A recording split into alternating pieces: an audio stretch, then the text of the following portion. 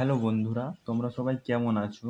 আজকে আমরা কিছু লসাগু নির্ণয় করা শিখব। যেমন এই যে ১ নম্বর কোশ্চেনে দেয়া আছে ৩০, ৮৪, ৩১৫ এই লসাগু নির্ণয় করো। তো এটা কিভাবে করব? চলো আমরা কিভাবে করা যায় সেটা করি।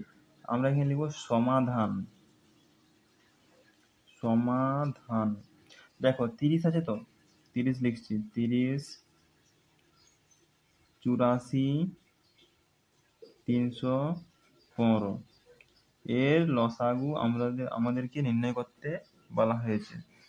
দেখো এটা কি ২ দিয়ে যাবে? ২ দিয়ে যাবে না, একটা সংখ্যাকে যাবে। তার জন্য আমাদের লসাগু করার সময় আপনাকে যেকোনো দুটো সংখ্যাকে যেতে হবে অবশ্যই। কিন্তু দুটো সংখ্যা তো যাচ্ছে না ২ দিয়ে, একটা সংখ্যাকে যাচ্ছে। তাই আমরা ৩ দিয়ে করবো। প্রথমে ২ দিয়ে দেখে, যদি ২ দিয়ে যদি না হয় তখন ৩ দিয়ে করবে।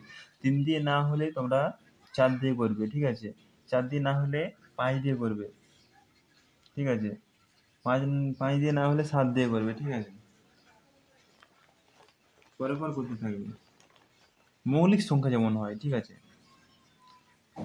৪টা কি হবে না, ৪টা হবে নি, ৫টা হবে। যেটা মৌলিক সংখ্যা। মৌলিক সংখ্যা বলতে কি বোঝো?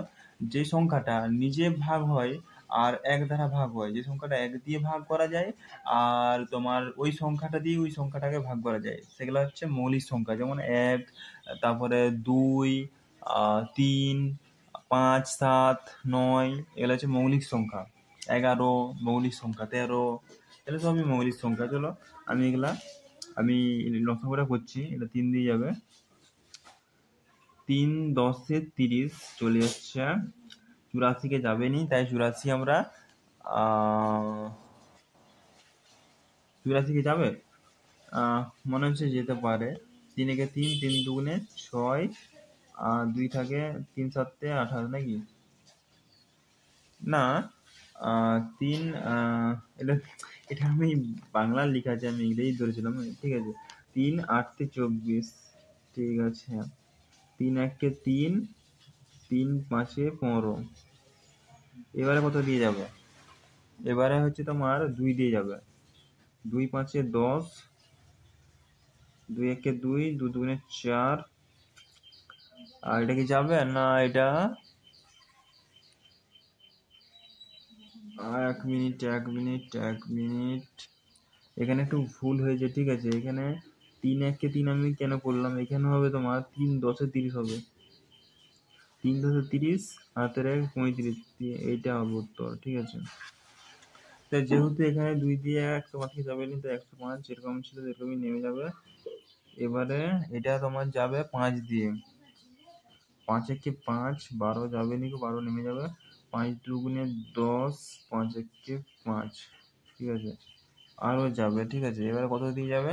এবারে দিয়ে তোমার যাবে এবারে তোমার যাবে, এখানে দেখো ৭ দিয়ে যাচ্ছে। ৭ একে ১ যাবে নি, ১ নেমে যাবে। ৭ একে ৭ দুগুণে ১৪, ৭ ৩ ২১। আর কি যাবে? আর কোনো সংখ্যা দিয়ে যাবে নি। তাই এখানে আমাদের উত্তর নির্ণেয় লসাগু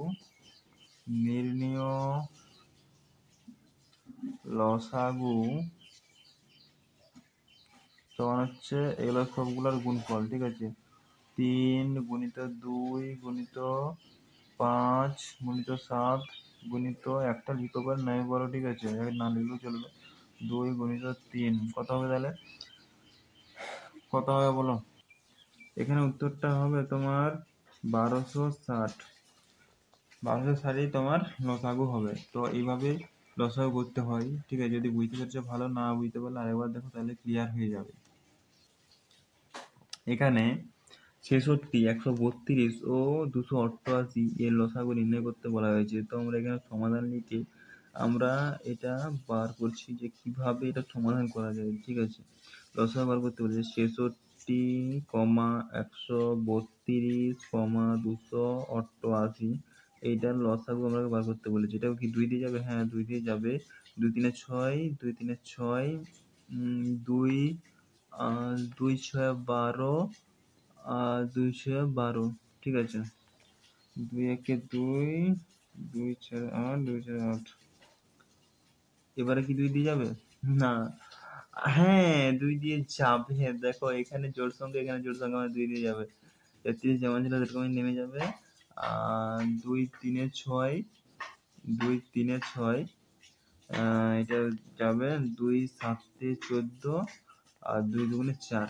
এবার কত দিয়ে যাবে বলো দেখি? এবারে 3 দিয়ে যাবে। দেখো 3 1 3, 3 1 3, এটা 3 1 3, 3 1 3, 3 2 6, 3 3 4 12, 3 3 1 3, 3 6, 3 3 4 12। ঠিক আছে, এবারে যাবে কি? হ্যাঁ, এবারে তোমার 11 দিয়ে যাবে। 11 যেহেতু মৌলিক সংখ্যা, 11 যখন এখানেও 11, এখানেও 11, তাই 11 দিয়ে যাবে।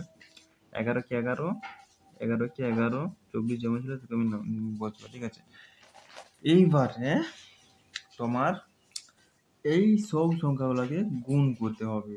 তাহলে নির্ণেয় লসাগু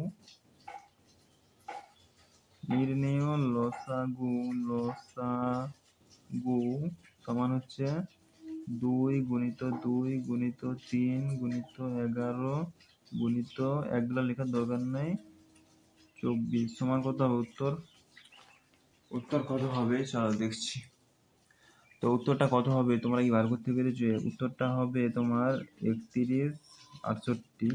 আমি এবার সে গুণ করে দেখেছি, গুণ করেছি যে 31 68 হচ্ছে। ঠিক আছে, এটাই হবে রাইট অ্যান্সার। ঠিক আছে।